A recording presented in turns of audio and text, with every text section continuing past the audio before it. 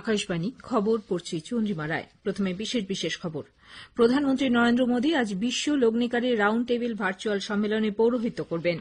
বিহার বিধানসভা নির্বাচনের চূড়ান্ত দফার ভোট গ্রহণের জন্য প্রচারাভিযান আজ সন্ধ্যায় শেষ হচ্ছে। এ রাজ্যে বিজেপি ক্ষমতায় এলে সোনার বাংলা গড়ে তুলবে বলে কেন্দ্রীয় স্বরাষ্ট্রমন্ত্রী অমিত শাহ জানিয়েছেন। ফ্রান্স থেকে 3টি রাফাল জঙ্গি বিমানের দ্বিতীয় ব্যাচটি গুজরাটের জামনগর বায়ুসেনা ঘাঁটিতে এসে পৌঁছেছে। মার্কিন রাষ্ট্রপতি নির্বাচনে ডেমোক্র্যাট প্রার্থী জো বাইডেন রিপাবলিকান প্রার্থী ডোনাল্ড ট্রাম্পের চেয়ে এগিয়ে আছেন। দেশে করোনা থেকে আরোগ্যের হার বৃদ্ধি পেয়ে হয়েছে 92.2%, মৃত্যুর হার 1.49%ই রয়েছে। আইপিএল ক্রিকেটের প্রথম কোয়ালিফায়ার ম্যাচে দিল্লি ক্যাপিটালস আজ দুবাইয়ে মুম্বাই ইন্ডিয়ান্সের মুখোমুখি হবে। করোনা সংক্রমণ এড়াতে মাস্ক পরুন ও ঠিকভাবে পরুন, 2 গজ দূরে থাকুন, নিরাপদ দূরত্ব বজায় রাখুন, হাত ও মুখ পরিষ্কার পরিচ্ছন্ন রাখুন। আসছি বিস্তারিত খবরে। প্রধানমন্ত্রী নরেন্দ্র মোদী আজ সন্ধ্যায় ভার্চুয়ালি বিনিয়োগকারীদের একটি সম্মেলনে পৌরোহিত্য করবেন। বিশ্ব লগ্নিকারী রাউন্ড টেবিল শীর্ষক এই সম্মেলন যৌথভাবে আয়োজন করেছে অর্থমন্ত্রক এবং জাতীয় বিনিয়োগ ও পরিকাঠামো তহবিল। বিশ্বের অগ্রণী প্রাতিষ্ঠানিক বিনিয়োগকারী সংস্থার প্রতিনিধি, ভারতের ব্যবসায়িক প্রতিষ্ঠানগুলির নেতৃত্ব, অর্থমন্ত্রক ও আর্থিক বাজার নিয়ন্ত্রক সংস্থার শীর্ষ আধিকারিকরা এই বৈঠকে যোগ দেবেন। অর্থমন্ত্রী নির্মলা সীতারামন, অর্থ প্রতিমন্ত্রী অনুরাগ ঠাকুর, রিজার্ভ ব্যাংকের গভর্নর শক্তিকান্ত দাস ও গোলটেবিল বৈঠকে যোগ দেবেন। মার্কিন যুক্তরাষ্ট্র, ইউরোপ, কানাডা, কোরিয়া, জাপান, পশ্চিম এশিয়া, অস্ট্রেলিয়া ও সিঙ্গাপুরের শীর্ষ বাণিজ্যিক প্রতিষ্ঠানগুলির প্রতিনিধিদের আমন্ত্রণ জানানো হয়েছে। বিহার বিধানসভা নির্বাচনে তৃতীয় তথা চূড়ান্ত দফার আগামী 7ই নভেম্বর ভোট নেওয়া হবে। এর জন্য প্রচারাভিযান আজ সন্ধ্যায় শেষ হচ্ছে। এই দফায় কিষানগঞ্জ, মাধেপুরা, কাটিহার ও সুপোল সহ 15টি জেলার 78টি আসনে ভোট নেওয়া হবে। একই সঙ্গে এদিন বাল্মীকিনগর লোকসভা কেন্দ্রের উপনির্বাচন।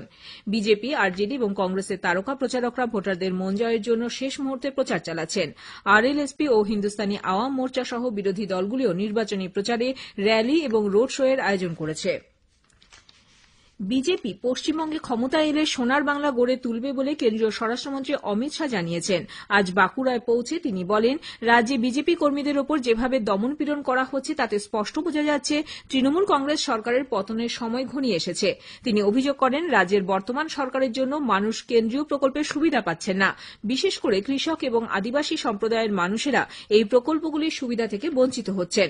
এর আগে বাঁকুড়া পৌঁছে শ্রী শাহ বিরসা মুন্ডার মূর্তিতে মালা দিয়ে শ্রদ্ধা জানান। এদিকে তৃণমূল কংগ্রেসের প্রবীণ সাংসদ সৌগত রায় বলেছেন, বিজেপি দিবাস্বপ্ন দেখছে। উল্লেখ্য, কেন্দ্রীয় স্বরাষ্ট্রমন্ত্রী 3 দিনের এ রাজ্য সফরে গত রাতে কলকাতায় এসেছেন। আজ বাঁকুড়ায় তিনি বর্ধমান, বীরভূম, পুরুলিয়া, বাঁকুড়া, 2 মেদিনীপুর, ঝাড়গ্রাম এবং হাওড়া ও হুগলি জেলার নেতৃত্বের সঙ্গে সাংগঠনিক বৈঠকে বসবেন। বিকেলে বাঁকুড়া রবীন্দ্র ভবনে সমাজের বিভিন্ন স্তরের প্রতিনিধির সঙ্গে তার মিলিত হবার কথা। রাতে ফিরে এসে শ্রী শাহ আগামীকাল সল্টলেকের ইজেডসিসিতে 2 চব্বিশ পরগনা, নদিয়া, মুর্শিদাবাদ ও কলকাতার জেলা নেতৃত্বের সঙ্গে বৈঠকে বসবেন। দ্বিতীয় দফায় 3টি রাফাল যুদ্ধবিমান গত সন্ধ্যায় গুজরাটের জামনগর বায়ুসেনা ঘাঁটিতে এসে পৌঁছেছে। ফ্রান্স থেকে সরাসরি না থেমে 8 ঘণ্টা পথ অতিক্রম করে রাফাল বিমানগুলি জামনগরে আসে। একদিন পর এগুলি আম্বালা যাবে। প্রতি 2 মাস অন্তর 3 থেকে 4টি রাফাল বিমানের এদেশে আসার কথা। ভারতীয় বায়ুসেনা পেশাগত উৎকর্ষের সঙ্গে যেভাবে নিরাপদে রাফাল বিমানগুলিকে ফ্রান্স থেকে ভারতে নিয়ে এসে বাহিনীতে অন্তর্ভুক্ত করেছে, প্রতিরক্ষামন্ত্রী রাজনাথ সিং তার জন্য বাহিনীকে ধন্যবাদ জানিয়েছেন। চলতি খরিফ মরশুমে দেশে ধান সংগ্রহের পরিমাণ গত বছরের তুলনায় 20.18% বৃদ্ধি পেয়েছে। এই মরশুমে এ যাবৎ 2,24,00,000 মেট্রিক টন ধান সংগ্রহ করা হয়েছে। গত বছর এই পরিমাণ ছিল 1,86,00,000 মেট্রিক টন। প্রায় 18,91,000 কৃষক এর ফলে উপকৃত হয়েছেন। এ পর্যন্ত 42,422 কোটি টাকা ন্যূনতম সহায়ক মূল্য দেওয়া হয়েছে। পশ্চিমবঙ্গে লোকাল ট্রেন কবে থেকে চালু হবে তার রুট, সময় সারণী, ট্রেন ও বগির সংখ্যা চূড়ান্ত করতে রাজ্য সরকার আজ রেলের সঙ্গে বৈঠকে বসবে। ওই বৈঠক থেকে শহরতলি ট্রেন পরিষেবা আবার চালু করার দিনক্ষণ আনুষ্ঠানিকভাবে ঘোষণা করা হতে পারে বলে মনে করা হচ্ছে।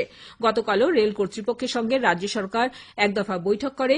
তাতে নিত্যযাত্রীদের সুবিধার্থে অফিস টাইমে পর্যাপ্ত সংখ্যক লোকাল ট্রেন চালানোর জন্য রাজ্য সরকার রেলকে অনুরোধ জানায়।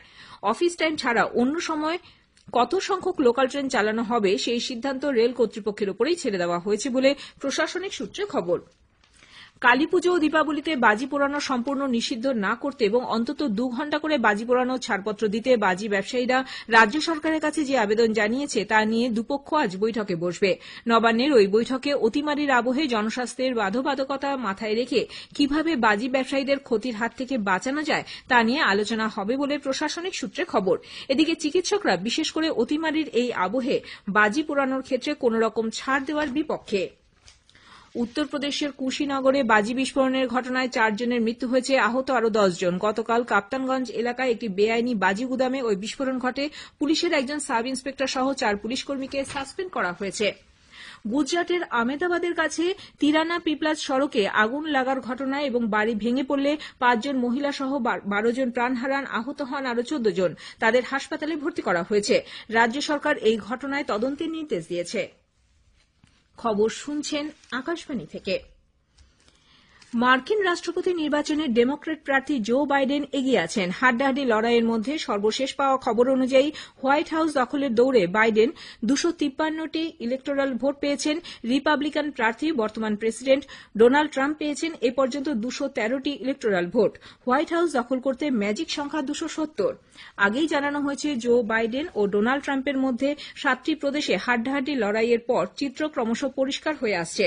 Biden Nevada, Arizona, Michigan, New Hampshire, উইসকনসিনে এগিয়ে আছেন। অন্যদিকে Trump Texas, Ohio, Iowa, Florida এবং জর্জিয়ায় এগিয়ে। পোস্টাল ব্যালট এবং আগাম ভোটের বেশ কিছু অংশ এখনও বাকি।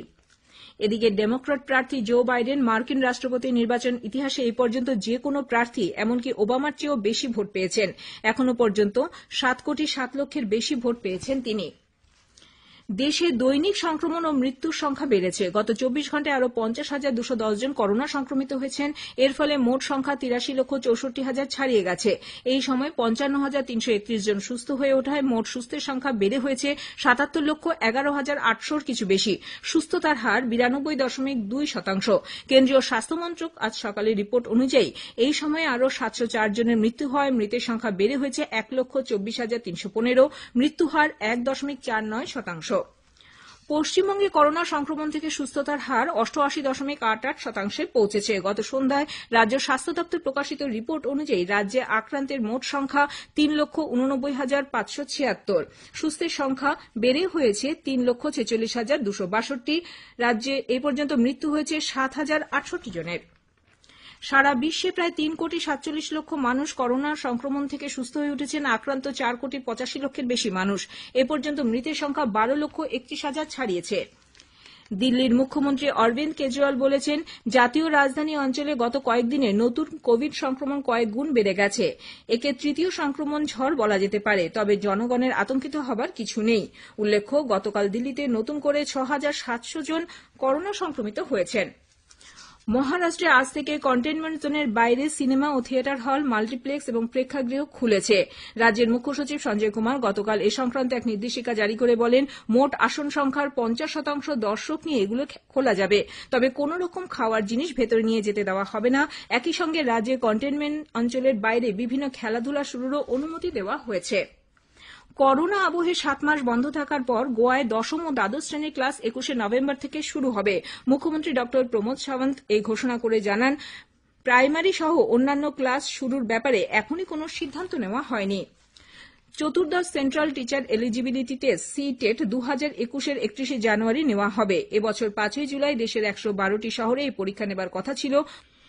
সিবিআই গরু পাচার কাণ্ডের সঙ্গে জড়িত সন্দেহে কলকাতার 5 জায়গায় তল্লাশি চালাচ্ছে। কিছুদিন আগে গরু পাচারের ঘটনায় সন্দেহভাজন এনামুল হক ও বিএসএফ এর কমান্ডার সতীশ কুমারের বাড়িতে তল্লাশি চালানো হয়। আজ সিবিআই 2 জন চার্টার্ড অ্যাকাউন্টেন্টের বাড়ি ও অফিসের তল্লাশি চালাচ্ছে।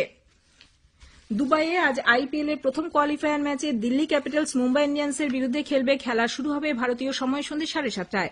আগামীকাল আবুধাবিতে এলিমিনেটর ম্যাচে রয়্যাল চ্যালেঞ্জার্স ব্যাঙ্গালোর সানরাইজার্স হায়দ্রাবাদের মুখোমুখি হবে। শেষ করার আগে খবরের বিশেষ অংশ আরও একবার। প্রধানমন্ত্রী নরেন্দ্র মোদী আজ বিশ্ব লগ্নিকারী রাউন্ড টেবিল ভার্চুয়াল সম্মেলনে পৌরোহিত্য করবেন। বিহার বিধানসভা নির্বাচনের চূড়ান্ত দফার ভোট গ্রহণের জন্য প্রচারাভিযান আজ সন্ধ্যায় শেষ হচ্ছে। মার্কিন রাষ্ট্রপতি নির্বাচনে ডেমোক্র্যাট প্রার্থী জো বাইডেন রিপাবলিকান প্রার্থী ডোনাল্ড ট্রাম্পের চেয়ে এগিয়ে আছেন। খবর এখানেই শেষ হলো। এরপর খবর শুনবেন বেলা 1টায়।